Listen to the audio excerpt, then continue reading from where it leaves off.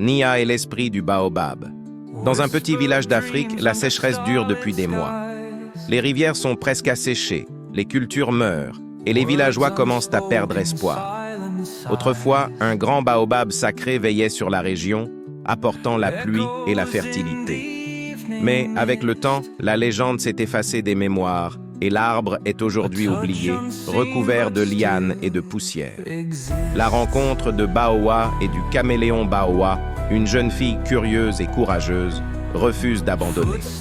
Un jour, en explorant la savane, elle trouve un petit caméléon espiègle qu'elle nomme Kadi. Ensemble, ils découvrent le vieux baobab.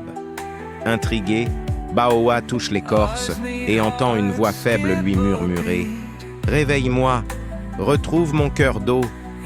Au village, un sorcier nommé Uboro profite de la sécheresse pour asseoir son pouvoir. Il prétend pouvoir invoquer la pluie, mais en échange, il exige que les villageois lui obéissent et lui offrent leur dernière réserve de nourriture. En secret, il cherche à détruire l'esprit du baobab pour régner sur la terre. La quête du cœur d'eau guidée par les murmures du baobab, Baoa et Kadi entreprennent un voyage périlleux pour retrouver le cœur d'eau, un cristal ancien caché dans la montagne interdite. Sur leur route, ils affrontent des esprits malins, traversent des dunes brûlantes et apprennent à écouter les signes de la nature.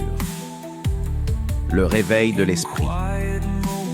Après une ultime épreuve, Baoa ramène le cristal au baobab.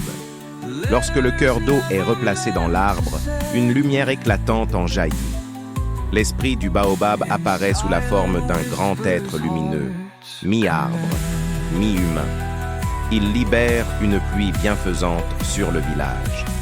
La chute du sorcier et la renaissance du village Uboro, furieux, tentent d'attaquer l'arbre avec sa magie noire, mais l'esprit du baobab absorbe son pouvoir. Redevenu un simple homme, il s'enfuit. Grâce à Baoa, la sécheresse prend fin et le village retrouve sa prospérité. Baoa devient la gardienne du baobab et transmet son histoire aux générations futures. Elle a appris que la nature et les esprits doivent être respectés et que même la plus petite des personnes peut accomplir de grandes choses.